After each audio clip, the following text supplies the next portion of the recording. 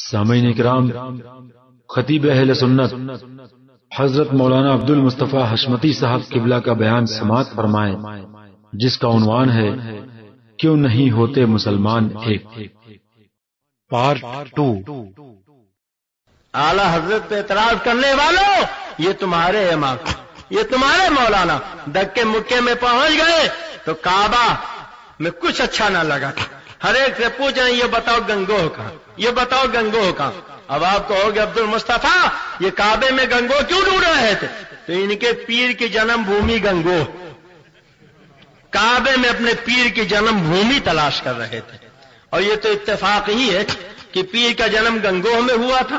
اللہ تو قادر مطلق ہے، اگر وہ چاہتا تو ان کے پیر کو گنگا میں پیدا کر دیتا، جمنا میں پیدا کر دیتا، کاشی میں پیدا کر دیتا، متھرا میں پیدا کر دیتا، اجودھیا میں پیدا کر دیتا۔ یہ اتفاق ہے کہ گنگوں میں پیدا ہوئے، اگر کہیں کاشی میں پیدا ہوئے ہوتے، جمنا میں پیدا ہوئے ہوتے، متھرا میں پیدا ہوئے ہوتے، اجودھیا میں پیدا ہوئے ہوتے تو اتنے بڑے توحید کے ٹھیکیدار تھے کہ کعبے میں پہنچ کے پوچھتے یہ بتاؤ گنگا میاں کہاں ہے، یہ بتاؤ جمنا جی کہاں ہے، یہ بتاؤ کاشی کہاں ہے، یہ بتاؤ متھرا کہاں ہے۔ ہمیں کہنے دو یہ تمہارے مولانا ہیں، دکے مکے میں پہنچ گئے ہیں تو کعبے میں گنگوں کا راستہ تلاش کر رہے ہیں۔ اور یہ ہمارے مولانا ہندوستان میں رہتے تو جان مدینے میں رہتی، دل مدینے میں رہتا، ہوش مدینے میں رہتا، خیرت مدینے میں رہتا۔ کیسے جانو دل ہوش و خیرت سب تو مدینے پہنچے، تم نہیں چلتے رضا، سارا تو سامان گیا۔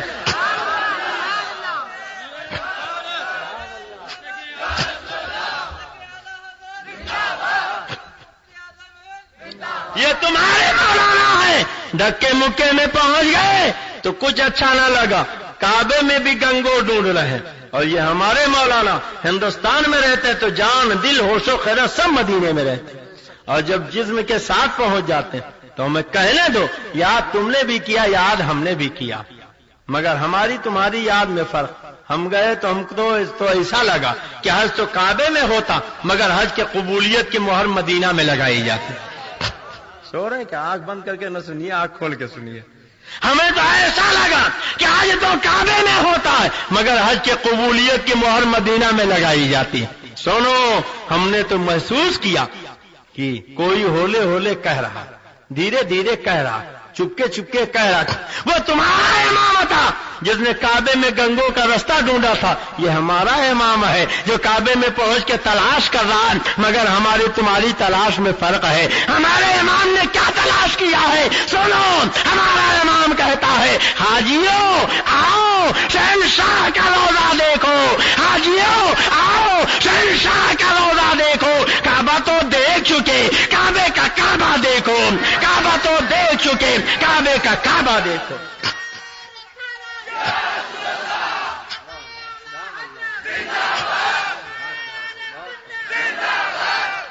کعبے میں پہنچ کے گنگوں کا راستہ تمہارے امام نے ڈھونڈا تھا، میرا امام کیا تلاش کر رہا؟ آب زمزم تو پیا خوب بجھائی پیاسیں، آب زمزم تو پیا خوب بجھائی پیاسیں، آؤ جودے سے کوثر کا بھی دریا دیکھو۔ دو چکا ظلمت دل بوسے سنگے اسود، دو چکا ظلمت دل بوسے سنگے اسود، خاک بوسی یہ مدینہ کا بھی رتبہ دیکھو، خاک بوسی یہ مدینہ کا بھی رتبہ دیکھو۔ اور سبحان اللہ، وہ موتیوں کا جگر خوف سے پانی پایا یا گنہگار کا دامن سے مچلنا دیکھو۔ اور کان ہو تو ایسے کہ رہتے ہیں بریلی میں مگر آواز مکے مدینے کی سنتے ہیں، کہتے ہیں غور سے سن تو رضا کعبہ سے آتی ہے صدا، غور سے سن تو رضا کعبہ سے آتی ہے صدا، میری آنکھوں سے میرے پیارے کا روضہ دیکھو۔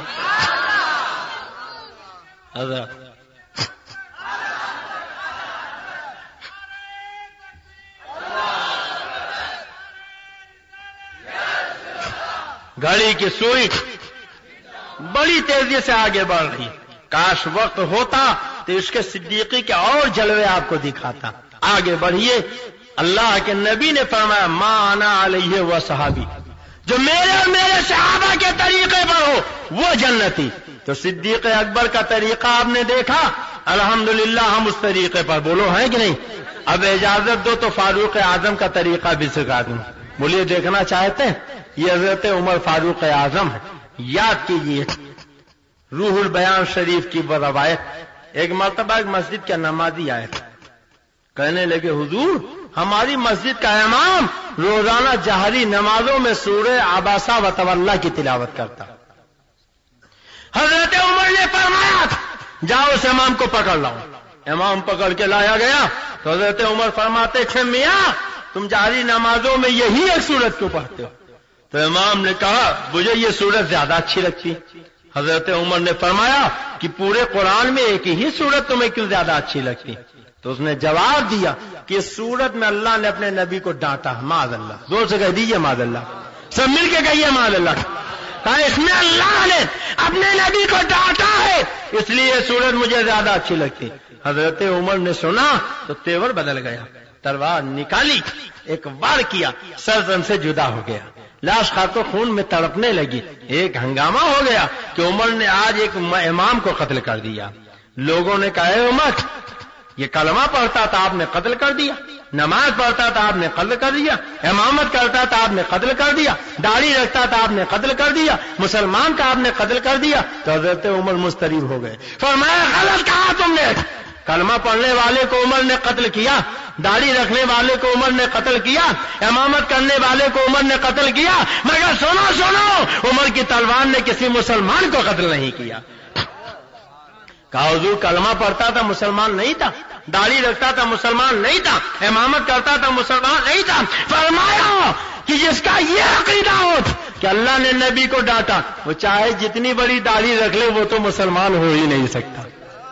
داڑھی حضرت عمر کے سامنے تھی، کلمہ حضرت عمر کے سامنے تھا، نماز حضرت عمر کے سامنے تھی، روزہ حضرت عمر کے سامنے تھا، عبادت حضرت عمر کے سامنے تھی، امامت حضرت عمر کے سامنے تھی. مگر حضرت عمر نے سر قلم کر کے بتا دیا اے میرے نبی کے دیوانوں عشق بڑا اجلت پسند ہوتا، نبی کے گستاخ کو ایک لمحے کے لیے گوارا نہیں کرتا. عمر نے داڑھی نہیں دیکھی ہے، کلمہ نہیں دیکھا ہے، نماز نہیں دیکھی ہے، نبی کی گستاخی دیکھ سر قلم کر دیا.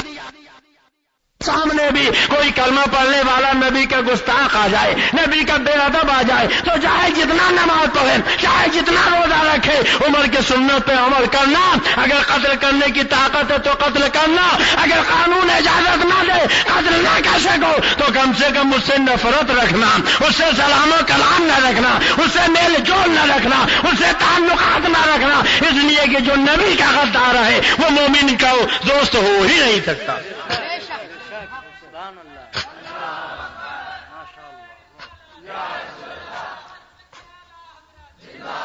منافق اور یہودی کا قصہ تو آپ بارہ سن چکے ہوں گے، وقت کم ہے آگے بڑھیے. حضرت عمر کے بعد عثمان غنی کے دربار میں چلیے. ایک صحابی بہت غریب، لڑکے سیانی ہو گئی، شادی کا وقت آیا تو بارگاہ نبی میں پہنچے، یا رسول اللہ بٹیا کی شادی کرنے کچھ دے دیجیے. تو آقا نے نہیں کہا غیر اللہ سے مانگنے آئے مشرک ہو گئے، جاؤ اللہ سے مانگو. فرمایا مال چاہیے؟ ہاں یا رسول اللہ. کہا عثمان غنی کے ہاں چلے جاؤ. پہنچے تو رات کا وقت تھا، دروازہ بند تھا، قریب گئے تو اندر سے کچھ آواز سنائی دی. غور کیا تو حضرت عثمان اپنے غلام کو ڈانٹے، تم نے چراغ کی بتی اتنی موٹی کر دی، پتلی ہوتی تیل کم جلتا کل کام آتا. اب سوچ میں پڑ گئے یا اللہ اتنا بڑا حسابی کہ چراغ کی بتی موٹی ہونے پر غلام کو ڈانٹے، یہ لڑکی کی شادی کے لیے کیا دے گا، لوٹ آئے. سرکار نے فرمایا کیا ہوا، گئے نہیں؟ آقا گیا تو تھا، پھر چلے کیوں آئے؟ کا ہمت نہیں پڑی. فرمایا جاؤ. پھر پہنچے تو پھر وہی منظر کہ غلام کو ڈانٹیں، تم نے دال میں نمک کی کنکری زیادہ کر دی، یہ بچ جاتی کل کام آ جاتی. اور پھر لوٹ آئے. فرمایا کیا ہوا، گئے نہیں؟ کہا سرکار ہمت نہیں پڑی. کہا جاؤ. پھر تیسری مرتبہ پہنچے، حضرت عثمان کی نظر پڑ گئی، قریب بلایا. فرمایا دو بار اور آ کے لوٹ گئے، بتاؤ تو معاملہ کیا. اب ڈیرے بہت تھے کہ بتی موٹی ہونے پر غلام کو ڈانٹ رہے تھے، نمک کی کنکری زیادہ ہونے پر غلام پہ بگڑ رہے تھے، لڑکی کی شادی کا سوال رکھا تو عیسا نہ ہو شروع ہو جائے. اب سرکار کا حکم کہا ہے. حضرت عثمان فرما رہے کہو تو کیسے آئے ہو؟ تو ڈرتے ڈرتے کہا مجھے اللہ کے رسول نے بھیجا. سبحان اللہ. حضرت عثمان نے سنا تو سراپا ادب بن گئے. ایسے ہے نصیب، میرے آقا کا کیا پیغام لائے ہو؟ جب یہ ادب دیکھا تو حوصلہ پیدا ہوا تھا. کہنے لگے لڑکی سیانی ہو گئی, شادی کرنا چاہتا تھا, سرکار کے ہاں گیا تھا, آقا نے آپ کے پاس بھیج دیا, آپ کچھ دے دیجئے. فرمایا آؤ چلو. اندر لے گئے, اب سامنے تجوریاں رکھی تھی, کھول دیا. فرمایا جتنا ضرورت ہو باندھ لو. اب وہ کبھی تو تجوریاں دیکھ رہے ہیں, کبھی عثمان غنی کا چہرہ دیکھ رہے ہیں. حضرت عثمان مسکرائے, فرمایا میں سمجھ رہا ہوں چراغ کی بتی موٹی ہونے پر میرا غلام کو بگڑنا تم یاد کر رہے ہو, نمک کی کنکری زیادہ ہونے پر میرا غلام کو ڈانٹنا تم یاد کرو. سنو, میں نے غلام کو اس لیے ڈانٹا تھا کہ میں اس مال کا مالک نہیں, مجھے اتنی اجازت ہے جس سے ضرورت پوری ہو جائے. غلام نے زیادہ کر دیا تھا اس لیے ڈانٹ رہا تھا, مگر اے آنے والے, تجھے تو رسول ہاشمی نے بھیجا ہے جو عثمان کے جان کا بھی مالک ہے, عثمان کے مال کا بھی مالک ہے, جتنا ضرورت ہو لے جاؤ, تمہیں روکنے والا کون ہے؟ گویا حضرت عثمان نے بھی بتا دیا محمد ہے متاع عالم ایجاد سے پیارا, پدر مادر برادر جان مال اولاد سے پیارا. آگے بڑھیے. حضرت عثمان غنی کے بعد مولا علی کے دربار میں چلیے. شاہ مردہ شیر یزدہ قوت پروردگار لا فتح الا علی لا سیف الا ذوالفقار. یہ مولا علی ہے, فتح مکہ کا دل ہے. اللہ کے نبی خانہ کعبہ میں پہنچے تو یہ قدر سے لے کر آ قدر تک 360 رکھے ہوئے, ایک ایک کر کے سب کو توڑ ڈالا. حضرت شیخ فرماتے ہیں جب کعبے کے بتوں کو سرکار نے توڑا تو انگلی سے نہیں عصا سے توڑا. حضرت شیخ فرماتے ہیں عصا کے اشارے سے توڑا, اور فرماتے ہیں مسلمان کیا کبھی تو نے اس نقطے پر غور کیا کہ سرکار نے انگلی سے کیوں نہیں توڑا؟ تو ایک روایت لکھی ہے, سنو ایمان تازہ کر لو. فرماتے ہیں گرمیوں کا زمانہ تھا, حضرت فاطمہ روٹیاں پکا رہی تھی. سرکار پہنچے, دیکھا تو فرمایا فاطمہ تمہارا چہرہ پسینے میں شرابور ہے, سستا لو کچھ روٹیاں میں نکالوں گا. سرکار نے روٹیاں نکالی تو کچی نکلی. فاطمہ نے کہا بابا جان میرے ہاتھ کی روٹیاں پکی ہوئی نکلی, آپ کے ہاتھ کی روٹیاں کچی کیوں نکلی؟ تو آقا فرماتے ہیں فاطمہ اس آٹے میں میرا ہاتھ لگ گیا, آگ میں طاقت نہیں کہ اسے جلا سکے. زور سے کہہ دو سبحان اللہ. حضرت شیخ فرماتے ہیں مسلمان نبی کا ہاتھ آٹے میں لگ جائے, آگ میں طاقت نہیں کی جلا سکے, تو اگر تیرا سینہ عشق مصطفیٰ کا مدینہ بن جائے گا تو کیا اسے جہنم کی آگ جلائے گی؟ جبھی تو اعلیٰ حضرت سرکار فرماتے ہیں اے عشق تیرے صدقے جلنے سے چھوٹے سستے, جو آگ بجھا دے گی وہ آگ لگائی. سنو, حضرت شیخ فرماتے سرکار اگر عصا کے بجائے انگلی سے توڑتے تو ان پہ جہنم کی آگ حرام ہو جاتی, اس لیے ایک ایک کر کے سرکار نے عصا کے اشارے سے توڑا. اور یہیں پر ذرا سوچو, سرکار کا ہاتھ لگ گیا, آٹے میں طاقت نہیں کی جلا سکے, ایک لمحے کے لیے لگا تھا, تو پھر سرکار جسمہ کے شکم اطہر میں 9 مہینے تک جلوہ گر رہے, کیا وہ ماں جہنمیاں ہو سکتی تھیں, کافرہ ہو سکتی تھیں؟ کتنے بدبخت ہیں یہ وہابی دیوبندین جو پیغمبر کی ماں, رسول کی ماں, ہمارے تمہارے آقا کی ماں حضرت آمنہ کو جہنمیہ اور کافرہ کہتے ہیں. اللہ تعالیٰ ایسے گندے عقیدے والوں سے ہمیں دور رہنے کی توفیق عطا فرمائے. اور یاد آ گئی روایت تو نزہت المجالس کی وہ روایت بھی یاد کرو.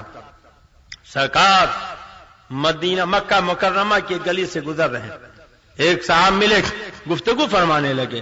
ایک دیوار سے سرکار نے پشت انور کو ٹیک لگا دیا. مکان کی مالکہ کافرہ تھی. جلدی جلدی اس نے دروازہ بند کیا, جنگلے بند کیے, روشندان بند کیا کہ نبی کی آواز کانوں تک نہ پہنچے. حضرت جبریل آئے, انہوں نے کہا یا رسول اللہ خدا نے کہا جا کے میرے محبوب سے کہہ دو اس مکان کی مالکہ آپ کے دشمن ہے. اس نے مکان کا دروازہ بند کیا, جنگلے بند کیے, روشندان بند کیا, مگر میں نے اس کی دل کی کھڑکی کو کھول دیا. اللہ نے کہا محبوب سے کہہ دو میری غیرت کو گوارا نہیں کہ میرا محبوب جس کے مکان سے اپنی پشت انور لگا دے وہ جہنمیہ رہے, کافرہ رہے, جہنم کی آگ میں جلے, اسے ایمان ملے گا. ابھی جبریل گئے بھی نہیں تھے کہ وہ عورت آئی اور عالم اضطراب میں کہا اے پیغمبر اسلام کلمہ پڑھا کے مجھے مسلمان بنا لیجیے. آپ ذرا سوچو, نبی دیوار سے پشت انور لگا دیں, تو وہ مکان کی مالکہ کافرہ رہے، جہنمیہ رہے، یا اللہ کی غیرت کو گوارا نہیں؟ پھر نبی جس شکم اطہر میں 9 مہینے تک جلوہ کر رہے، وہ جہنمی اور کافرہ کیسے ہو سکتی؟ کتنا برا عقیدہ ان وہابیوں کا۔ تو اللہ کے نبی نے ایک ایک کر کے سب کو توڑ دیا، ایک رہ گیا وہاں تک، عصا بھی نہیں پہنچ رہا۔ حضرت علی کہتے میرے کندھے پر آ جائیے، اسے توڑ ڈالیے۔ تو آقا فرماتے اے علی، تمہارے کندھوں میں بار نبوت اٹھانے کی طاقت نہیں۔ تو علی نہیں کہتے جیسے 2 ہاتھ آپ کے ویسے ہمارے، جیسے 2 پیر آپ کے ویسے ہمارے، آپ تو ہماری طرح ہیں معاذ اللہ۔ چپ ہو گئے۔ آقا فرماتے ہاں اے علی، تم میرے کندھے پر آ جاؤ۔ حضرت علی پہنچے اور توڑا، اور جیسے ہی ٹوٹا ایک بیگ نیچے گر پڑے۔ جب نیچے گرے تو مسکرائے۔ آقا نے فرمایا علی مسکرائے کیوں؟ کہا یا رسول اللہ آپ کا حکم تھا، چلا گیا تھا، کام پورا ہوا تو عشق نے کہا ایک لمحے کی تاخیر کرو، نبی اتارے، یہ نہیں ہو سکتا، گر پڑو، ہاتھ پیر ٹوٹ جائیں یہ گوارا، زخمی ہو جاؤ یہ گوارا، خون میں شرابور ہو جاؤ یہ گوارا، مگر نبی کی تعظیم و محبت میں فرق آئے یہ گوارا نہیں۔ اے علی پھر مسکرائے کیوں؟ تو کہا یا رسول اللہ بلندی سے گرا تھا، خیال تھا زخمی ہو جاؤں گا، چوٹ آئے گی، مگر مجھے ذرا سی ٹھیس تک نہیں آئی۔ تو آقا فرماتے علی تمہیں چوٹ کیسے آ سکتی ہے جب کندھے پہ اتار چڑھانے والا مصطفیٰ ہو اور کندھے سے اتارنے والا جبریل امین ہو۔ فرمایا علی یہ بتاؤ جب تم کندھے پر تھے کیا محسوس کر رہے تھے؟ کہنے لگے یا رسول اللہ جب میں آپ کے کندھے پر تھا میں نے دیکھا میرا سر ساق عرش سے جا لگا، اور یا رسول اللہ شرق سے لے کر غرب تک، شمال سے لے کر جنوب تک خدا کی ساری خدائی روشن ہو گئی تھی اور خدا کی پوری کائنات مٹھی میں آ گئی تھی۔ علی نبی کے کندھے پر آ جائے تو خدائی روشن ہو جائے، خدائی مٹھی میں آ جائے، تو جب کندھے پر آنے کی یہ برکت ہے تو کندھے والے کا کیا حال ہوگا جب ان کے گدا بھر دیتے ہیں شان زمانہ کی جولی، محتاج کا جب یہ عالم ہے مختار کا عالم کیا ہوگا؟ علی کی محبت دیکھنا تو مقام صحبہ میں چلو، زانو علی ہے سر نبی، سورج ڈوب رہا، ڈوبتا ہوا سورج کہتا علی نماز پڑھ لو، خدا کی کتاب کہتی علی نماز پڑھ لو، قانون کہتا علی نماز پڑھ لو، عقل کہتی علی نماز پڑھ لو، اصول کہتا علی نماز پڑھ لو، دستور کہتا علی نماز پڑھ لو، مگر عشق کہہ رہا ہے سورج ڈوب رہا ہے ڈوب جانے دو، نماز قضا ہو رہی ہے قضا ہو جانے دو۔ اب عقل اور عشق میں لڑائی شروع ہو گئی، عقل یار ہے سو بیس بنا لیتی ہے، عشق بیچارہ نہ واعظ نہ ملا نہ فقیر۔ اور جب عقل اور عشق میں لڑائی ہوئی تو دنیا نے دیکھا عشق کامیاب ہو گیا، سورج ڈوب گیا، نماز قضا ہو گئی، مگر باہر مولا علی نماز کی محبت آنکھوں سے آنسو نکل پڑے، چہرے وضحا پر پڑے۔ آقا نے فرمایا علی کیوں رو رہے ہو؟ یا رسول اللہ سورج ڈوب گیا نماز قضا ہو گئی۔ فرماتے تمہاری بھی نماز ادا ہوگی اور جس جس کے قضا ہوئی سب کو ادائیگی کا موقع مل جائے گا۔ دنیا کہتی ہے گیا وقت پھر آتا تھا نہیں، مگر میرے آقا اشارہ کرتے ہیں تو سورج الٹے پاؤں پلٹے، چاند اشارے سے ہو چار، اندھے نزدیک دیکھ لے قدرت رسول اللہ کی۔ تیری مرضی پا گیا سورج پھرا الٹے قدم، اور تیری انگلی اڑ گئی مہکا کلیجہ چر گیا۔ تو گویا صدیق اکبر ہوں یا فاروق اعظم، عثمان ذی نورین ہوں یا علی مرتضی، عشرہ مبشرہ ہوں یا دیگر صحابہ، آپ کسی بھی صحابی کی تاریخ زندگی پڑھو، ہر صحابی کا سینہ عشق مصطفیٰ کا مدینہ نظر آئے گا، ہر صحابی کے دل سے محبت رسول کے سوتے پھوٹتے نظر آئیں گے۔ قرآن کی روشنی میں، حدیث کی روشنی میں صحابہ کے عشق کے جلوے میں نے آپ کے سامنے رکھے۔ بولو آپ نے سنا کہ نہیں سنا؟ ایمان تازہ ہوا کہ نہیں تازہ ہوا؟ اب اگر اجازت دو تو چند منٹ کے لیے وہابی کی بات بھی بتا دوں۔ بولیے بتا دوں؟ صحابی کی بات آپ نے سنی، وہابی کی سنیں گے؟ بتاؤں کہ نہ بتاؤں؟ کتنے لوگ سننا چاہتے ہیں ذرا ہاتھ اٹھا دیں۔ سب سننا چاہتے ہیں۔ یہ دیکھیے کتاب کا نام ہے تقویت الایمان۔ کیا نام ہے؟ زور سے بولیے، تقویت الایمان۔ اور آج کہا کیا جاتا صاحب یہ بریلوی لوگ جو ہیں یہ جھگڑالو، بریلوی لوگ فسادی ہیں، فتنہ پیدا کرتے ہیں۔ اور اجازت دو تو میں آپ کو بتا دوں جھگڑا کون پیدا کرتا۔ یہ دیکھیے کتاب ہے ارواح ثلاثہ، اور یہ کتاب لکھنے والے ہیں تھانوی جی، اور اس کتاب کا صفحہ ہے 98۔ کون سا صفحہ ہے؟ 98۔ تھانوی جی اس میں لکھتے ہیں کہ جب تقویت الایمان اسماعیل دہلوی نے لکھی تو دہلی میں ایک جلسہ کیا، جب سارے لوگ اکٹھا ہو گئے تو ان کے سامنے تقویت الایمان پیش کی، اور اب اسماعیل دہلوی کی تقریر سنو. کہتے میں نے یہ کتاب لکھی ہے. کون سی کتاب؟ تقویۃ الایمان، جسے ہمارے پیر و مرشد فرماتے تھے تقویۃ الایمان، ایمان کو فوت کر دینے والی کتاب. دہلوی جی کہتے ہیں کہ میں نے یہ کتاب لکھی ہے اور میں جانتا ہوں کہ اس میں بعض جگہ ذرا تیز الفاظ بھی آ گئے. یعنی خود کتاب لکھنے والا کہتا ہے اس کتاب میں تیزی، اور آگے لکھتے ہیں اور بعض جگہ تشدد بھی ہو گیا. یعنی خالی تیزی نہیں بلکہ اس میں شدت بھی ہے. اور آگے لکھتے ہیں ان امور کو جو شرک خفی تھے شرک جلی لکھ دیا گیا. لکھ جانا اور ہے، لکھ دینا اور. آپ قلم بناؤ انگلی کٹ جائے اور کہو کاٹو تو کٹھن بات ہے کہ نہیں؟ تو یہ جان بوجھ کے لکھا گیا شرک خفی کو شرک جلی. یعنی جس بات سے آدمی کلم کلا کافر نہیں ہو سکتا تھا، جان بوجھ کے علل اعلان اسے انہوں نے کافر بنا دیا. شدت ہے اس کتاب میں، تیزی ہے اس کتاب میں. شرک خفی کو شرک جلی لکھا گیا اس کتاب میں. کہتی ان وجود سے مجھے اندیشہ کہ اس کی اشاعت سے شورش ضرور ہوگی. یعنی کہتے ہیں جب یہ کتاب چھپے گی تو شورش ہوگی. شورش کا مطلب ہے جھگڑا، لڑائی، قتل، خوریزی، ہنگامہ، باپ بیٹے میں جھگڑا، ماں بیٹی میں جھگڑا، شوہر بیوی میں جھگڑا، بھائی بھائی میں جھگڑا، گاؤں گاؤں میں جھگڑا، گھر گھر میں جھگڑا، شہر شہر میں جھگڑا، قریہ قریہ میں جھگڑا اور بستی بستی میں جھگڑا. اب دیکھو کتاب لکھی جاتی ہے اصلاح کے لیے کہ فساد کے لیے؟ بولیے. مگر خود لکھتے ہیں گو اس سے شورش ہوگی، مگر توقع ہے کہ لڑ بھڑ کر خود ٹھیک ہو جائیں گے. یعنی کتاب لکھنے والا کیا کہہ رہا تھا؟ ہماری کتاب میں تیزی ہے، ہماری کتاب میں تشدد ہے، اس میں شرک خفی کو شرک جلی لکھا گیا. جب یہ کتاب چھپے گی تو اس سے ہنگامہ ہوگا، جھگڑے ہوں گے، لڑائیاں ہوں گی، قتل و خوریزی ہوگی، لوگ فتنہ و فساد برپا کریں گے. اب مجھے بتاؤ کتاب اصلاح کے لیے لکھی جاتی ہے اور جو کتاب فساد کے لیے لکھی گئی تھی اس کتاب کو چھپوانا چاہیے کہ جلا دینا چاہیے؟ زور سے بولیے، بولو. چھپانا چاہیے کہ جلا دینا چاہیے؟ مگر بجائے جلانے کے آج زمانہ بیت رہا، ایڈیشن پہ ایڈیشن چھاپا جا رہا. یہ تازہ ایڈیشن جو میرے ہاتھ میں علی میاں نے حاشیہ چڑھا کے لکھا، ندوہ کے پہلے سے چھاپا گیا. اور جب تک اسے ندوہ میں پڑھایا نہیں جاتا بچوں کو فضیلت کی ڈگری نہیں دی جاتی. اب بولو جھگڑا بریلویوں کی طرف سے ہے یا ان وہابی دیوبندی ندویوں کی طرف سے؟ فسادی ہم ہیں کہ یہ وہابی دیوبندی ندوی ہے. اور پھر سن لو جب یہ کتاب اسماعیل دہلوی نے لکھی تو جیسا کہ لکھا تھا اس میں تیزی ہے، تشدد ہے، شورش ہوگی، جھگڑا ہوگا، لڑائی ہوگی. تو سب سے پہلے جھگڑا اسماعیل دہلوی کے گھر میں شروع ہوا.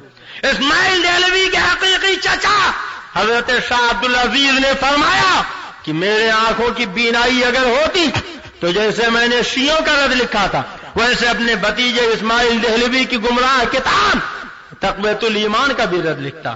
فرماتے ہیں میرے بھتیجے شاہ موسیٰ اور شیخ مخصوص اللہ عبدالعزیز کے آنکھوں کی بینائی گئی ہے مگر تمہارے آنکھوں کی روشنی سلامت ہے. میں تمہیں حکم دیتا ہوں کہ اپنے بھائی اسماعیل کی گمراہ کتاب اور رسوائے زمانہ کتاب تقویۃ الایمان کا رد لکھو.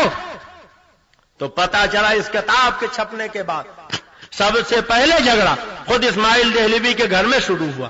اسماعیل دہلوی کے چچا حضرت شاہ عبدالعزیز نے اس کی مخالفت کی.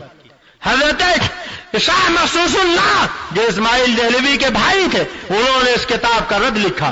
شیخ موسیٰ جو اسماعیل دہلوی کے بھائی تھے انہوں نے اس کتاب کا رد لکھا. علامہ فضل خیر آبادی نے اس کتاب کا رد لکھا. علماء اہل سنت نے کتاب کا رد لکھا. اب تک 250 سے زیادہ اس کتاب کے رد میں کتابیں لکھی جا چکی. اب بولو یہ کتاب جھگڑے والی، فساد والی، مگر آج اسی کتاب کو ندوہ کے نصاب میں شامل کیا گیا. میں نے لکھنؤ میں اور رائے بریلی میں کہا تھا علی میاں کو تم لوگ کہتے ہو کہ وہ تو انسانیت میں صلح چاہتے ہیں، علم بردار تھے صلح آشتی کے. تو یہ کیسی صلح آشتی ہے کہ جو کتاب فتنے کے لیے لکھی گئی، فساد کے لیے لکھی گئی، جھگڑے کے لیے لکھی گئی، اس کتاب کو ندوہ کے نصاب میں شامل کر لیا اور جب تک پڑھایا نہیں جاتا فضیلت کی ڈگری نہیں دی جاتی. اب اگر اجازت دو تو میں آپ کو بتا دوں کتاب میں کیا لکھا گیا. بولو بتا دوں. ایک بات بتا دوں, کتاب چھاپی جاتی پڑھنے کے لیے کہ چھپانے کے لیے؟ پڑھنے کے لیے. تو اب کتاب انہوں نے چھاپی, میں نے ندوہ سے خریدا. اب میں سنانا چاہتا ہوں, سن لو. میں آئینہ ہوں, دکھاؤں گا داغ چہرے کے. میں آئینہ ہوں, دکھاؤں گا داغ چہرے کے. جسے خراب لگے سامنے سے ہٹ جائے. جسے خراب لگے سامنے سے ہٹ جائے. آئینے کا کام یہ کہ آئینے کے سامنے جو آئے جیسی شکل ہو ویسی دکھا دے. کالا کلوٹا آئے تو کالی شکل دکھائے, گورا چٹا آئے تو گوری شکل دکھائے, چیچک زدہ آئے تو چیچک کے داغ دکھائے. علماء اہل سنت آئینہ ہیں, تمہیں تمہاری شکل دکھاتے. اگر تمہاری صورت غلط ہے, مکروہ ہے, تو اپنی صورت کو اعلی حضرت کے غلامی اختیار کر کے نورانی بنا لو. یہ اعلی حضرت کا احسان ہے کہ بریلی کی ٹوٹی چٹائی پر بیٹھ کر 55 علوم و فنون پہ 1300 سے زیادہ کتابیں لکھی. علم و عرفان کا ایسے دریا بہائے کہ کشور ہند سے لے کر جزیرۃ العرب تک کی زمین کو جل تھل کر دیا. مانا عرب نے تجھ کو یگانا, گایا جب نے تیرا ترانہ, اور مانے تجھ کو سارا زمانہ. ہم یہ سنت اعلی حضرت چیز پڑے چوٹی کے باولے, پھاڑ دیے ہر ایک کے جبڑے, خنجرے حق کیا خوب چلایا. ہم یہ سنت اعلی حضرت. یہ اعلی حضرت کا احسان جنہوں نے ہمیں نبی کا عشق سکھایا, پیغمبر کی محبت سکھائی. ورنہ آج ہماری بھی پیشانیاں داغدار ہوتی, ہمارے بھی پائجامے ضرورت سے زیادہ نیکر مارکا بن گئے ہوتے. ہم بھی کہیں ادھر ادھر گمراہوں کے ساتھ آتے جاؤ پھنستے جاؤ کے نعرے لگاتے پھرتے. مگر یہ تو احسان ہے بریلی کے تاجدار کا. فکر و حرم کی گھر چھوڑ کے تھیلی آئے, کور چشموں سے کہو سیدھے بریلی آئے. اور منور ہو گیا دل الفتح محبوب ازدا سے, یہ کس نے ذکر چھیڑا آ کے حق حق بریلی کا. اعلی حضرت نے ان نبی کے غداروں کی مکروہ صورت دکھائی. یہ دیکھو کتاب تقویت الایمان. اجازت دو تو اس کتاب کی چند عبارتیں آپ کو سنا دوں. بولیے سنا دوں. دیکھیے کتاب تقویت الایمان, اور اسی کتاب کا صفحہ ہے 30. کون سا صفحہ ہے؟ 30. یہ ندوہ کے نصاب میں پڑھائی جاتی ہے. دیکھو اس صفحہ 30 پہ لکھا گیا, اولیاء انبیاء میں اور جن شیطان میں اور بھوت پری میں کچھ فرق نہیں. زور سے بولو معاذ اللہ. سارا مجمع بولو معاذ اللہ. اچھا ایک بات بتاؤ اے دھولیا والوں, اگر کوئی تم سے کہہ دے کہ آپ میں اور بھوت میں کچھ فرق نہیں, آپ کو دیکھ کر صبح صبح کہہ دے کہ آپ میں شیطان میں کچھ فرق نہیں, تو آپ کو اچھا لگے گا؟ کتنے لوگوں کو اچھا لگے گا؟ ذرا ہاتھ اٹھا دیں. دیکھیے دائیں بائیں, شاید کسی کو اچھا لگے. کسی کو اچھا لگے گا؟ اچھا جناب کتنے لوگوں کو نہیں اچھا لگے گا؟ ذرا وہ ہاتھ اٹھا دیں. آپ کو کوئی شیطان کی طرح کہے آپ کو برا لگے گا, بھوت کی طرح کہے برا لگے گا. اچھا ایک بات بتاؤ, کوئی آپ سے کہہ دے آپ شیطان کی طرح, بھوت کی طرح, اور پھر کہے السلام علیکم, تو آپ جواب دیں گے؟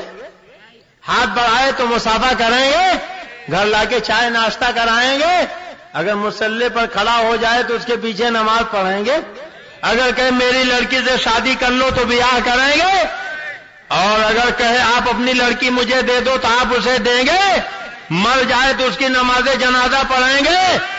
اب دھولیا والوں مجھے جواب دو, آپ کو کوئی بھوت کی طرح کہہ دے, شیطان کی طرح کہہ دے, آپ اسے سلام نہ کرو, وہ سلام کرے جواب نہ دو, مر جائے نماز جنازہ نہ پڑھو, آپ اس کے پیچھے نماز نہ پڑھو, اس کے ساتھ کھانا نہ کھاؤ, آپ اس کا رشتہ نہ قائم کرو, اس لیے کہ اس نے آپ کو شیطان کی طرح کہا, آپ کو بھوت کی طرح کہا. اب دیکھو ان وہابیوں نے, جماعتیوں نے, تبلیغیوں نے آپ کو رکھی, آپ کے باپ دادا کو رکھی, آپ کے آقا و مولا پیغمبر اسلام محبوب خدا کو لکھا کہ اولیاء انبیاء میں اور جن شیطان بھوت پری میں کچھ فرق رکھی. اب دنیا والوں میں آپ سے پوچھتا ہوں کہ جن وہابیوں, جماعتیوں, دیوبندیوں نے آپ کے نبی کو, آپ کے پیغمبر کو, خدا کے محبوب کو شیطان کی طرح, بھوت کی طرح لکھا ہے, اب بولو انہیں سلام کرو گے؟ اگر وہ سلام کریں تو جواب دو گے؟ اگر مر جائیں تو ان کی ارتھی کے ساتھ جاؤ گے, ان کے جنازے میں شرکت کرو گے, ان کے پیچھے نماز پڑھو گے, اور ان کے رشتہ قائم کرو گے؟ اگر کوئی انہیں دعوت کھلائے تو اس کے ساتھ کھانا کھاؤ گے؟ یہ دیکھو تقویت الایمان ہے. اسماعیل دہلوی لکھتا اولیاء انبیاء میں اور جن شیطان بھوت پری میں کچھ فرق نہیں. جو دور سن رہے ہیں میں تو ان سے بھی کہتا ہوں غور سے سنو. اگر میں غلط بول رہا ہوں تو عبد المصطفیٰ کو 50 جوتے مارو. جو چور کی سزا ہے وہ سزا دے دو. اسلام نے چور کی سزا یہ متعین کی کہ دونوں ہاتھ کاٹ لیے ہیں. آؤ ثابت کرو. اگر میں غلط بول رہا ہوں تو مجھے 50 جوتے مارو. عبد المصطفیٰ کے دونوں ہاتھ کاٹ لو. اور اگر غلط نہیں بول رہا ہوں صحیح بول رہا ہوں بات تمہارے مولوی نے غلط لکھی ہے تو بس اتنی شرط ہے کہ آ کے سچے دل سے توبہ کر لو. ہم تمہیں جوتے نہیں ماریں گے گلے سے لگا لیں گے. ہم جوتا مارنے نہیں آئے ہم تو تمہیں گلے سے لگانے آئے. یہ دیکھو تمہارا ملا لکھ رہا اولیاء انبیاء میں اور جن شیطان میں اور بھوت پری میں کچھ فرق نہیں. معاذ اللہ. زور سے بولو معاذ اللہ. اور ذرا قرآن سے پوچھو اے قرآن تو بتا دے فرق ہے کہ نہیں. ایک مسلمان کا عقیدہ تو قرآن پہ ہے. بولو ہے کہ نہیں. یہ وہابی کی کتاب تو آپ نے سنی. اجازت دو تو خدا کی کتابیں سنا دوں. بولیے سنا دوں. اللہ قرآن میں فرماتا لا یستوی اصحاب النار و اصحاب الجنہ. جنت والے اور جہنم والے برابر نہیں ہو سکتے. بولو اولیاء انبیاء کیا ہیں؟ جنتی. زور سے بولو کیا ہے؟ جنتی. اور شیطان بھوت بولو جنتی ہے کہ جہنمی؟ اولیاء انبیاء جنتی شیطان بھوت جہنمی. اور قرآن کہتا جنتی جہنمی برابر نہیں. تو گویا خدا نے بتا دیا کہ جنتی جہنمی یعنی اولیاء انبیاء اور شیطان بھوت برابر نہیں. تو خدا کی کتاب کہتی ہے اولیاء انبیاء شیطان بھوت برابر نہیں. وہابیوں کی کتاب کہتی ہے برابر ہے. اب دنیا والوں آپ کے سامنے میں نے دونوں کتابیں پیش کر دی ہیں. ایک طرف خدا کی کتاب ہے دوسری طرف وہابیوں کی کتاب ہے. فیصلہ آپ کو کرنا ہے کہ آپ خدا کی کتاب مانو گے یا وہابیوں کی کتاب مانو گے. غور سے بولو. سب مل کے بولو کس کی کتاب مانو گے.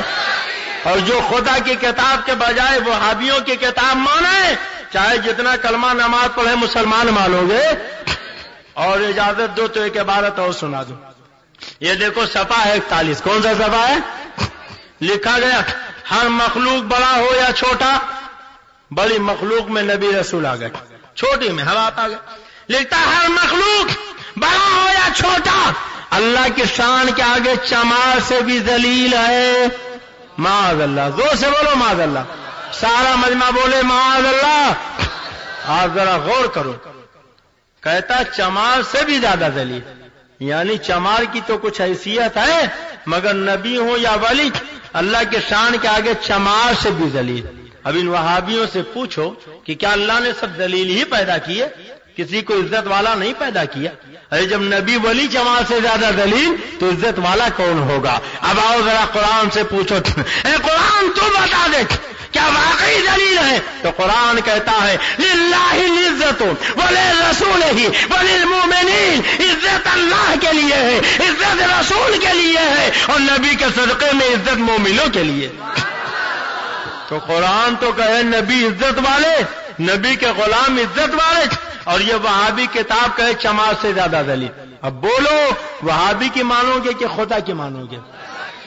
اور ابھی جونپور میں جلسہ تھا. درود پاک پڑھ لیجیے. میں نے جونپور میں یہی عبارت پڑھ دی تو ایک کھرا اٹھ کے کھڑا ہو گیا.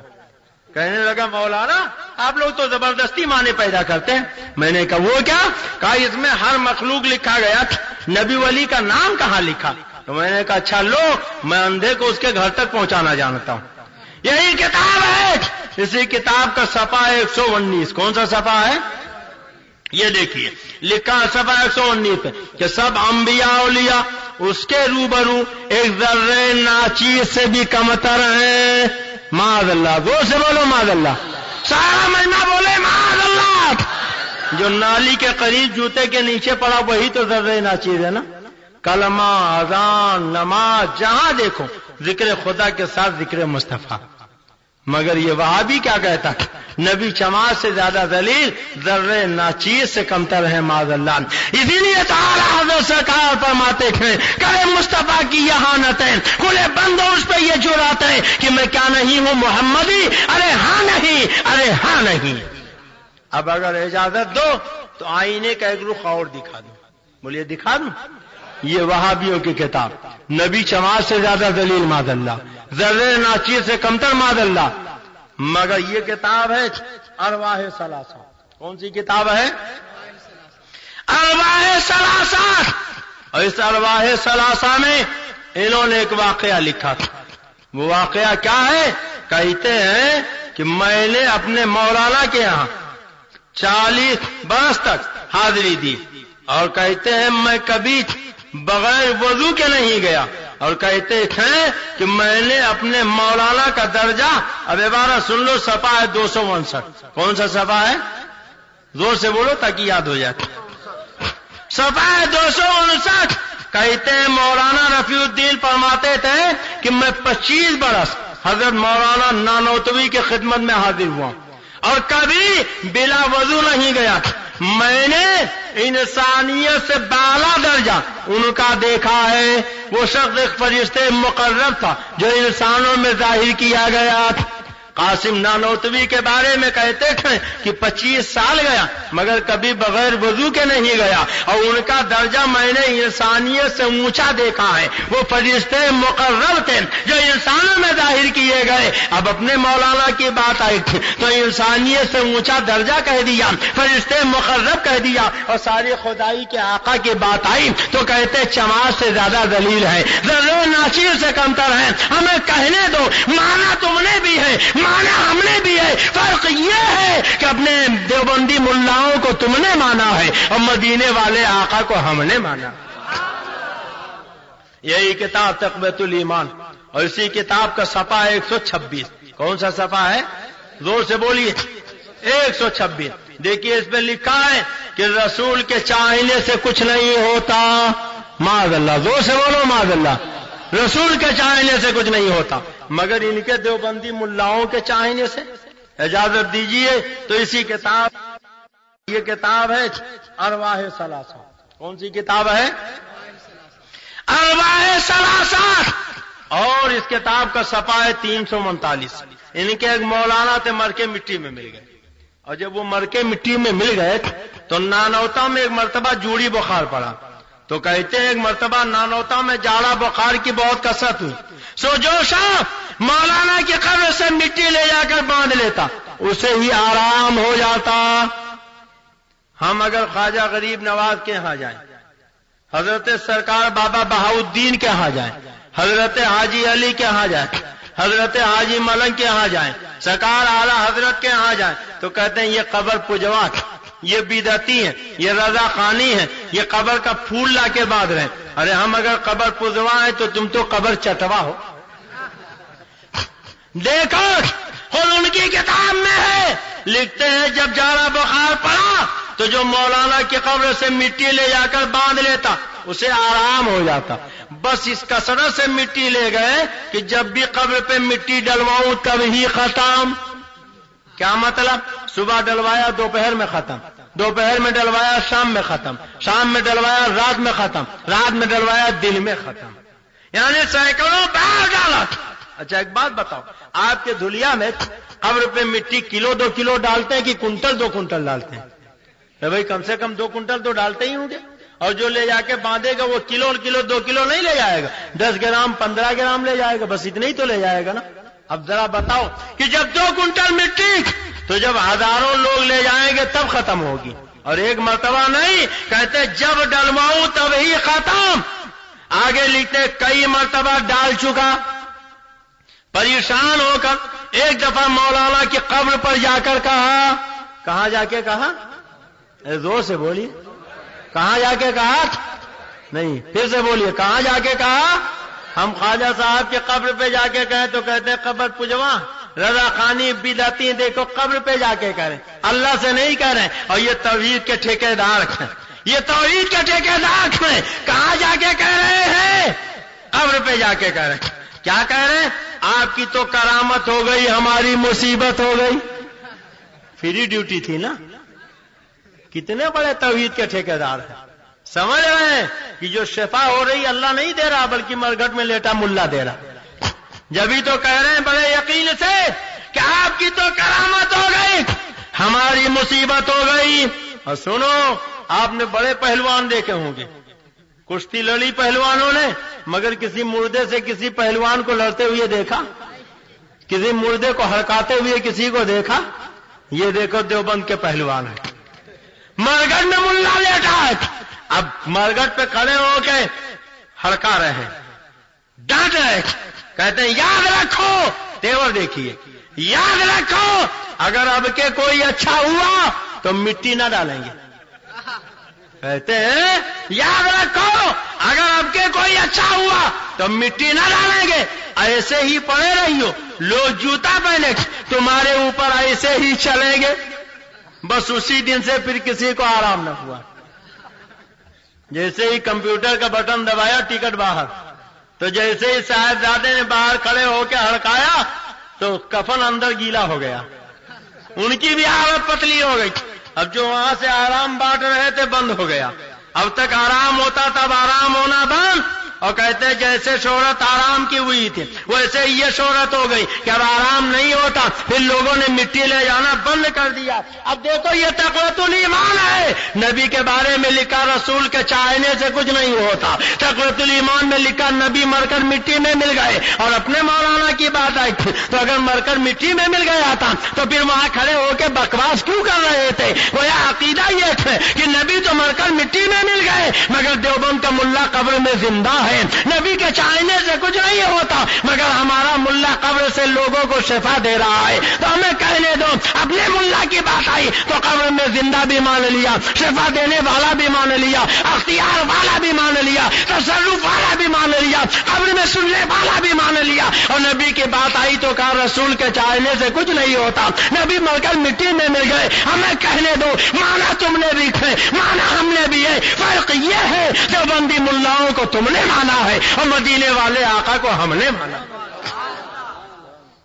حضرات وقت بہت ہو گیا، پھر انشاءاللہ کبھی موقع ملا تو میں آپ کو بتاؤں گا کوک شاستر سے زیادہ ان کی کتابیں گندی، تسلیمہ نسرین کی لجہ سے زیادہ ان کی کتابیں گھناؤنی، سلمان رشدی کے شیطانی آیات سے زیادہ ان کی کتابیں بدبودار. اور پھر شیطانی آیات لجہ کوک شاستر ناول کے نام پہ لکھی گئی، افسانے کے نام پہ لکھی گئی، مگر یہ دیوبند کی چھپنے والی کتابیں ناول کے نام پر نہیں، افسانے کے نام پر نہیں، دین کے نام پہ لکھی گئی. اس لیے ان کا زہر زیادہ خطرناک ہے. یہ زہریلی کتابیں، یہ خطرناک کتابیں، یہ بدبودار کتابیں، یہ رسوائے زمانہ کتابیں وہ ہیں کہ جنہیں سننے کے بعد ایک سنجیدہ آدمی کبھی ان وہابیوں کے نام پر تھوکنا بھی گوارا نہ کرے گا.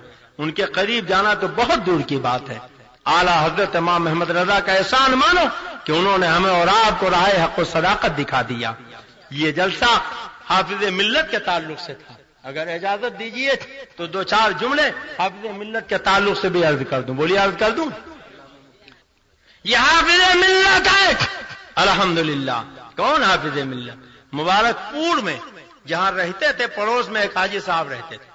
لڑکی کی شادی طے ہوئی، آئے کہنے لگے حضرت میرے لڑکی کا نکاح پڑھ دیجیے. قبول فرما لیا. اور مبارک پور کی جو جامع مسجد ہے جسے راجہ مبارک شاہ کی مسجد کہا جاتا، اس میں تشریف لے گئے. بارات آ گئی، آپ نے نکاح پڑھا دیا. اور نکاح پڑھانے کے بعد باہر نکلے تو کسی نے کہا حضرت آپ نے جس لڑکے کے ساتھ نکاح پڑھائی ہے کیا آپ کو معلوم ہے اس کا عقیدہ کیا ہے؟ فرمایا کیا مطلب؟ کہا وہ دیوبندی عقیدے کا ہے. حافظ ملت کا تیور بدل گیا، الٹے قدم واپس آئے. فرمایا سب لوگ بیٹھ جائیں. سب بیٹھ گئے. فرمایا جو باہر چلے گئے انہیں واپس بلایا جائے. واپس آ گئے. جب سب لوگ آ گئے تو فرمایا بھائیو سنو، قانون شریعت یہ ہے کہ کسی مومنہ کا کسی مرتد سے نکاح نہیں ہو سکتا. یہ لڑکی سنیہ اور جس سے نکاح پڑھا گیا وہ مرتد ہے، اس لیے یہ نکاح باطل ہے. مجھے نہیں معلوم ہوتا، انجانے میں پڑھ دیا. عبدالعزیز توبہ کرتا، آپ سب توبہ پہ گواہ رہیے گا. اور یہ نکاح باطل ہے، لڑکی بھیجنا حرام ہے، حرام ہے، حرام. اور اگر لڑکی رخصت کی گئی تو یہ زنائے خالص ہوگا. یہ ہے جلالت العلم حضور حافظ ملت. ایک صاحب نے مبارک پور میں دعوت کی، تشریف لے گئے. ہماری بھی دعوت ہوتی ہے، ہم بھی جاتے تھے. جب دعوت میں پہنچے تو ہم یہ دیکھتے ہیں کہ اچھی اچھی ٹانگیں کدھر رکھی ہیں، قورمے کی بوٹیاں زیادہ کہاں رکھی ہیں، وہیں بیٹھ جاتے تھے. مگر جب حافظ ملت دسترخوان پہ پہنچے تو انہوں نے نہ ہڈیاں بوٹیاں دیکھی نہ ٹانگیں دیکھی. پہلے دسترخوان دیکھا کتنے لوگ بیٹھے، چاروں طرف نگاہ دوڑائی، دور ایک آدمی بیٹھا نظر آیا. پہچانتے تھے جو وہابی تھا. حافظ ملت کھڑے ہو گئے، فرمایا میں اس دسترخوان پہ کھانا نہیں کھا سکتا. لوگوں نے کہا حضور نہیں کھانا تھا تو آئے کیوں، ہاتھ کی دلہا بیٹھے کیوں؟ فرمایا جس دسترخوان پہ ربی کا غدار بیٹھا ہو، عبدالعزیز اس دسترخوان پہ کھائے کہ اس کے غیرت کو گوارا نہیں ہے. یاد کرو ہماری ماں، تمہاری ماں، ساری امت کی ماں حضرت ام حبیبہ ابو سفیان کی بیٹی.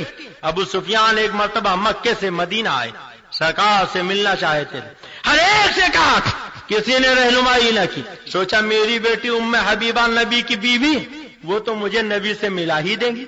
گھر پہنچے، بیٹی نے دیکھا تو نہ سلام نہ کلام نہ استقبال، چہرہ پھیر لیا. ابو سفیان یہ سمجھے کہ شاید بیٹی نے پہچانا نہیں. قریب ہوئے اور بستر کے قریب پہنچے، بیٹھنا چاہا تو حضرت ام حبیبہ نے بستر پلٹ دیا. اب ابو سفیان سے گوارا نہ ہوا.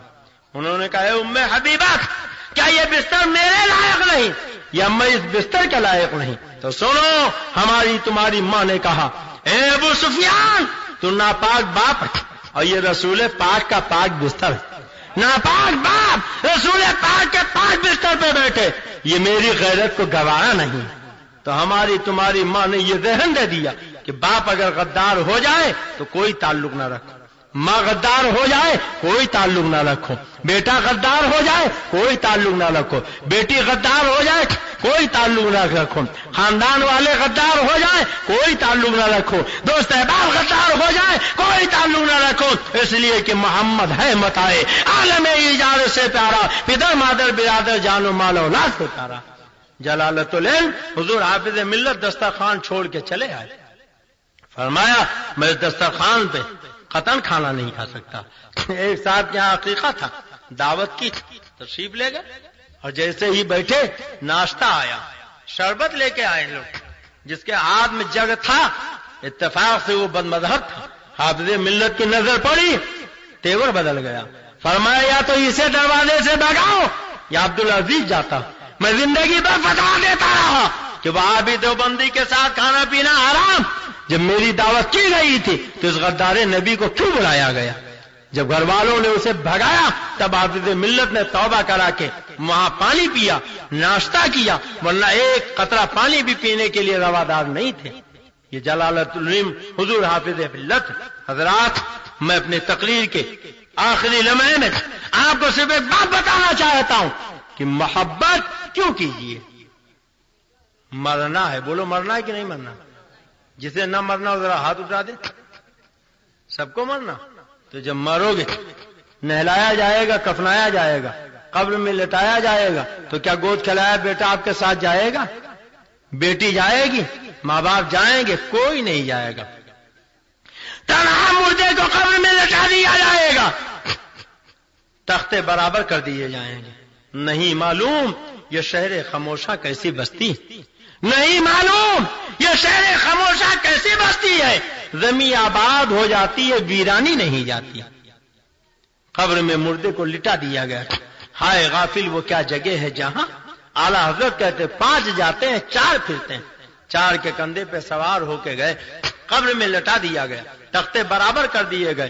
گل چڑھائیں گے لحد پر جن سے یہ امید تھی، گل چڑھائیں گے لحد پر جن سے یہ امید تھی. وہ بھی پتھر رکھ گئے سینے پہ دفنانے کے بعد، وہ بھی پتھر رکھ گئے سینے پہ دفنانے کے بعد. سب نے قبر میں لٹا دیا. نہ گود کھلایا بیٹا ساتھ گیا، نہ بیٹی ساتھ گئی، نہ ماں باپ ساتھ گئے، نہ جان چھڑکنے کے وعدے کرنے والی بیوی ساتھ گئی. تنہا مردہ قبر میں لیٹا ہے. اعلیٰ حضرت منظر کشی کرتے ہوئے فرماتے اکیلا گھر، اندھیری رات، دم گھٹتا دل اٹھتا تھا، خدا کو یاد کر پیارے وہ ساتھ آنے والی. अकेला घर है, अंधेरी रात है, दम घुट रहा, दिल उगता रहा। नकीरैन को देखा, खौफ से कलेजा कांप उठा। कभी माँ को पुकारा, कभी बाप को पुकारा, कभी बेटे को पुकारा, कभी बेटी को पुकारा, कभी दोस्त को पुकारा, कभी भाई को पुकारा, मगर आज सारे सहारे छूट गए, सारी उम्मीदों पर पानी पे गया, सारी आरज़ुएं खत्म हो गई। किसी तरफ से कोई मदद करने वाला नजर न आया, कहीं से कोई चारा साथ दिखाई न दिया, कहीं से कोई हमदर्दो गुमगुसार आता न नजर आया। जब सारे सहारे टूट गए, सारी उम्मीदों पर पानी पे गया, अचानक गुंबद खजरा की तरफ नजर उठी तो देखा काली काली जुल्फों वाले आका तशरीफ फरमा है और इशारा कर रहे हैं, घबराओ मत, घबराओ मत, ए धुलिया वालों, ए माले गांव वालों, अरे तुम्हारा बेटा तुम्हारा साथ छोड़ेगा, तुम्हारी बेटी तुम्हारा साथ छोड़ेगी, तुम्हारे माँ बाप तुम्हारा साथ छोड़ेंगे, मगर जिस नबी की मोहब्बत में तुम बस में मिलाद सजाया करते थे, जिस नबी के नाम पे तुम नारे लगाया करते थे, वो मदीने वाला आका तुम्हारा साथ नहीं छोड़ेगा। जब तो आला हजरत कहते थे, मुजद्दिद दीन और मिल्लत कहते हैं, लाज में इसके रुखे से कदाग लेके चले, अंधेरी रात सुनी थी, चिराग लेके चले, जना बनेगी वही पाने चार यार के कब्र जो अपने सीने में ये चार बाग लेके चले, कब्र में लहराएंगे ताश चश्मे नूर के, जलवा फरमा होगी जब तलत रसूलुल्लाह की, रखना लाज में जिस दम मजीद हो, पढ़ के सुनाना नाम मोहम्मद, पढ़ती दरूद दौड़ेगी हो रहे, लाशा जो लेगा नाम मोहम्मद, प्यारे हबीब को पुकार, प्यारे नबी का नाम ले, दामन मुस्तफा में आओ, पाए रसूल थाम ले, वमा अलैना इल्लल बलाग। सामईन किराम, इंसान के कमाल और उसकी आखिरत की कामयाबी का दारोमदार ईमान और अमल के सही होने पर है, और ये इल्म दीन के बगैर नामुमकिन है।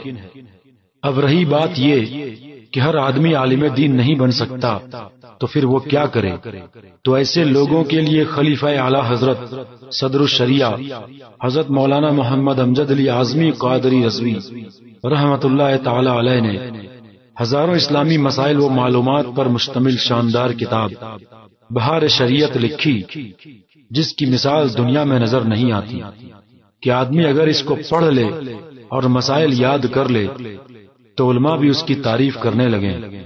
मगर कुछ लोग ऐसे हैं कि बहार शरीयत पढ़ने का भी वक्त नहीं निकाल सकते और कहते हैं कि इसके सफ़ात बहुत ज्यादा हैं। लिहाजा ऐसे लोगों के लिए हजरत मौलाना मुफ्ती शमसुद्दीन जौनपुरी रहमतुल्लाह ताला अलैह ने एक बहुत ही आसान किताब कानून शरीयत तसनीफ फरमाई है, जिसमें रोजमर्रा जिंदगी के तकरीबन तमाम अहम मसाइल का हल पेश कर दिया गया है, जिन्हें पढ़ना और याद करना ज्यादा मुश्किल नहीं। इसके पहले हिस्से के मज़ामीन की झलकियां सुनिए। अल्लाह ताला की ज़ात और सिफात के अकीदे, अल्लाह ताला ने दुनिया को क्यों पैदा किया, रसूल का मतलब क्या है, नबी कौन होता है, नबी की अजमत, नबी की हयात, मौजज़ा, अल्लाह ताला की किताबें, फरिश्तों का बयान, जिन का बयान, मौत और कब्र का बयान, मरने के बाद रूह कहाँ रहती है, मुनकर नकीर कैसे हैं, कब आते हैं और क्या सवाल करते हैं, कब्र में किस किस से सवाल नहीं होता, कयामत आने का हाल और उसकी निशानियां, दज्जाल का निकलना, हजरत ईसा का आसमान से उतरना, कयामत का बयान, मीजान और पुलसरात का बयान, जन्नत और दोज़ख का बयान, ईमान और कुफ्र का बयान, कितनी बात से आदमी मुसलमान होता है, बिदअत का बयान, खुलफाए राशिदीन के हालात, हजरत मुआविया को बुरा कहने का हुक्म, यजीद का हुक्म, वली की तारीफ, तकलीद का बयान, नमाज का मुकम्मल तरीका, तहारत, वुजू और गुस्ल का तरीका और उसके मसाइल, किस पानी से वुजू और गुस्ल जायज है, नजासतों का बयान, तयम्मुम का तरीका, हैज और नफास के मसाइल, नापाक चीजों के पाक करने का तरीका, नमाज के वक्तों का बयान, तुलू का मतलब क्या है, अजान का तरीका और उसका सवाब, किन नमाजों में अजान नहीं, अकामत का बयान, इस्तकबाल किबला का बयान, नमाज के फर्ज और वाजिबों का बयान, सज्दा सहू का बयान, सज्दा सहू कब कब करना चाहिए, इमाम कौन हो सकता है, कब फर्ज तोड़कर जमात में शरीक हो जाए, मस्जिद के अहकाम, مسجد میں کب پیڑ لگانے کی اجازت ہے، تہجد، اشراق، چاشت اور استخارہ کی نماز کا بیان، چلتی گاڑی پر نماز کا حکم، جمعہ کا بیان، عیدین کا بیان، عید کے دن کیا باتیں مستحب ہیں، نماز عید کا طریقہ، موت آنے کا بیان، روح نکلنے کے بعد کیا کیا جائے، میت کو نہلانے، نماز جنازہ اور کفن دفن کا بیان، کن لوگوں کی نماز جنازہ نہ پڑھی جائے، عورت کا جنازہ کون لوگ اتاریں، تعزیت کا وقت، روزے کا بیان اور اس کے مسائل، چاند دیکھنے کا بیان، اعتکاف کا بیان، زکوٰۃ کا بیان، پیسوں پر کب زکوٰۃ ہے، زکوٰۃ کن لوگوں کو دی جائے، صدقے کا بیان، قربانی کا بیان، قربانی کس پر واجب ہے، عقیقے کا بیان، عقیقہ کب کرنا چاہیے۔ اسی طرح دوسرے حصے کے کچھ مضامین اس طرح ہیں: حج کا بیان، حج کا وقت اور شرطیں، حج کا مکمل طریقہ، مدینہ شریف کی حاضری، نکاح کا بیان، نکاح کی شرطیں، مہر کا بیان اور اس کے مسائل، عورت کب رشتہ داروں سے ملنے جا سکتی ہے، میاں بیوی کے حقوق، طلاق کا بیان، انگلی کے اشارے سے طلاق، بچے کو کس چیز کی تعلیم دی جائے، عورت کو کس طرح کا مکان دیا جائے، خرید و فروخت اور تجارت کا بیان، جو چیز موجود نہیں اس کا سودا نہیں ہو سکتا، سود کا بیان، سود کی قسمیں، کن چیزوں میں زیادتی سود نہیں، کھانے پر بسم اللہ نہ پڑھنے کا نقصان، کھانے سے پہلے اور بعد کی دعائیں، کھانے کے آداب اور سنتیں، کب طرح طرح کھانوں کی اجازت ہے، کھانے میں عیب لگانے کا حکم، پانی پینے کا بیان، دعوت و ولیمے کا بیان، لباس کا بیان، سب سے اچھا کپڑا کون سا ہے، کافر اور مومن کے عمامے کا فرق، بیٹھنے چلنے اور سونے کے آداب، سلام کا بیان، کون کس کو سلام کرے، لکھے ہوئے سلام کا جواب کس طرح دے، حجامت اور ختنہ کا بیان، ناخن کٹانے کا طریقہ، کون سا خضاب جائز ہے، کس صورت میں گناہ کا ارادہ بھی گناہ ہے، علم کی فضیلت، حلال و حرام جانوروں کا بیان، جھینگے کا حکم، علاج اور فال کا بیان، آدمی کس کے پاس اٹھے بیٹھے، دوستی کے بارے میں حضرت عمر اور حضرت علی کی نصیحتیں، کون سا کام اللہ کو سب سے پیارا ہے، دوستی کس سے کرنا چاہیے، بعض ہنسی مذاق کی باتیں آدمی کو جہنم کی گہرائی تک پہنچاتی ہیں، نیک بندوں کی پہچان، غیبت اور بہتان کا فرق، رشتہ توڑنے کی سزا، باپ کے بعد کس کا درجہ ہے اور ماں کے بعد کس کا، پڑوسی کے حقوق، کب رشوت دینا جائز ہے، میلاد شریف کا بیان، آخری بدھ کا بیان۔ سامعین کرام، یہ تو صرف کچھ عنوانات تھے، ورنہ مکمل عنوانات تو اس سے کہیں زیادہ ہیں۔ بہرحال یہ کتاب ہر گھر میں ہونا ضروری ہے۔